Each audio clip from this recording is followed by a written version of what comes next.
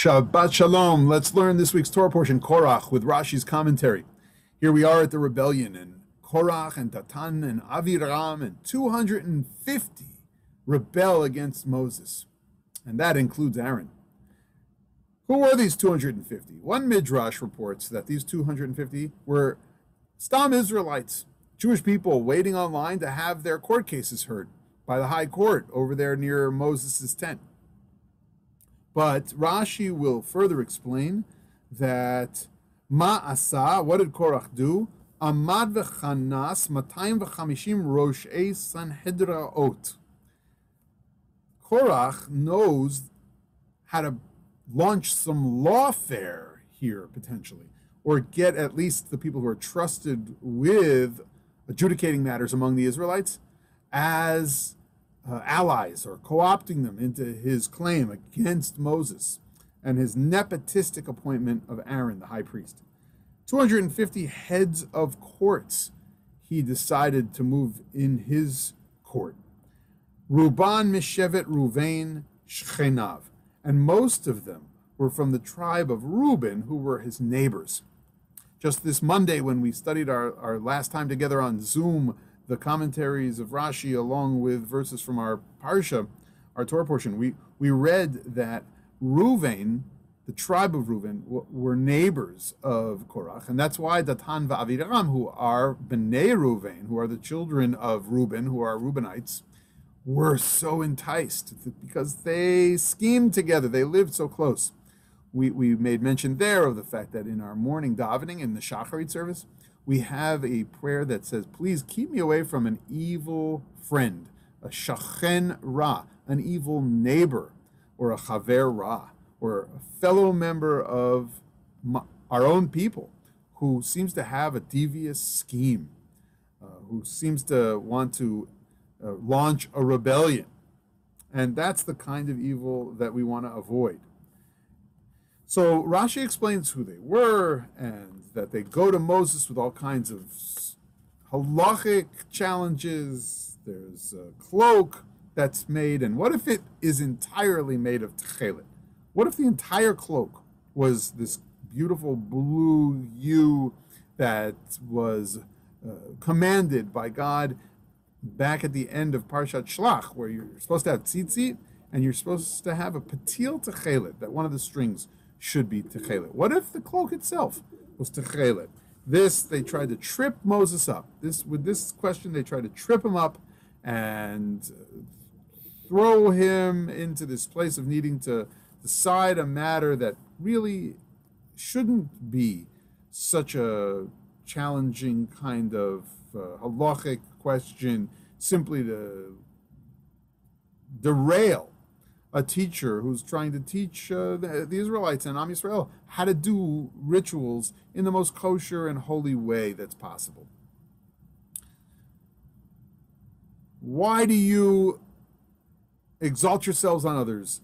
Korah asked. And Rashi says, Im lakachta ata malchut, if you took for yourself the malchut, the level of royalty, lo hayalacha levarer la'achicha kuhuna, you shouldn't have chosen the priesthood for your brother.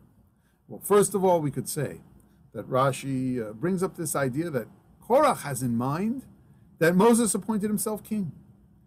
In fact, we never read that Moses is a melech. We never read that Moses thought of himself in the place of Pharaoh. And what we get a sense of, really, is Korah's inner sense of his own vision of what he would be as leader. And this is the point of rabbinic text in general that I think Rashi is emphasizing and bringing forward. Korah felt entitled. Korah imagined himself as king of Israel. We know later in Jewish history that we indeed had a king, a first king named Saul, David after that. And we know that there was some debate about whether or not the Israelites really should or were allowed to appoint a king for themselves. This is an intertextual debate between Deuteronomy, where there are laws of kings, and later narratives in the books of Samuel. Nonetheless, at this point, even with the fact that we have kings later on in the tradition. Moses was not king, and nor did he consider himself in such a position. Korah, who launched this rebellion, called Moses king, as if he was holy enough, as if he was the one who should have been, could have been king. If you read it closely a different way, he might have even accepted Moses as the leader, but he asked Moses, how could you possibly have appointed your own brother as the Kohen Gadol, as the leader of the priests? This, a little bit closer to a legitimate challenge, definitively rejects, though, Moses' ability to ask those closest to him, to ask those he trusts, to serve as leaders in the first generation of the Jewish people in the wilderness.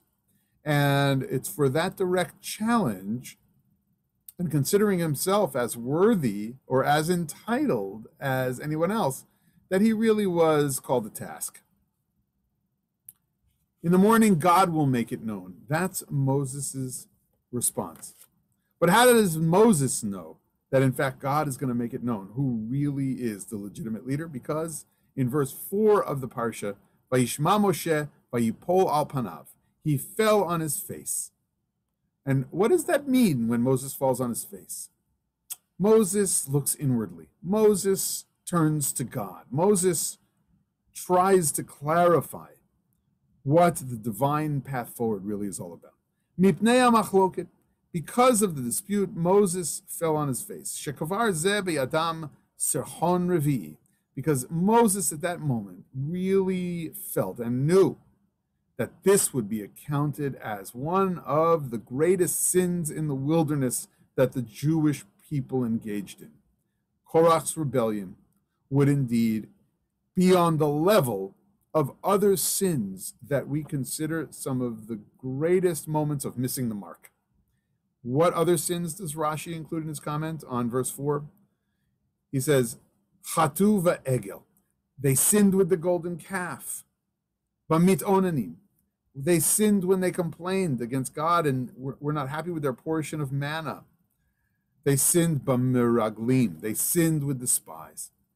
4 deeply wrongful, sinful moments are brought forward by the commentary Rashi offers, and that is this moment of Korah's rebellion and the golden calf, the complaining about the man and being taken out of Egypt and expressing even a desire to head back to that land of Egypt, as Datan and Aviram in our parsha will say, and they even call it the land of milk and honey, the very language God uses for Israel. Datan and Aviram, the Reubenites that are conniving and part of the cabal here with Korah rebelling, they call Egypt the land of milk and honey. They missed the mark entirely, just as they did with the spies who came back and didn't have faith that they could actually inherit the land. These moments are the moments that Moses turns to God to clarify, to understand if there's any legitimate claim. And of course, God did make known among the children of Israel what exactly was Korach's lot. He was swallowed by the earth, no longer to be heard from. Were there moments where the descendants of Korah could share their songs and their praise and their support of Moses in the future, or would there forever be a bitter family rivalry?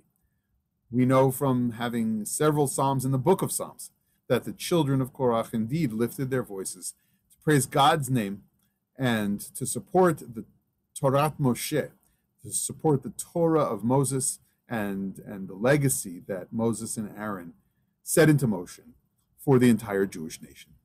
Shabbat Shalom.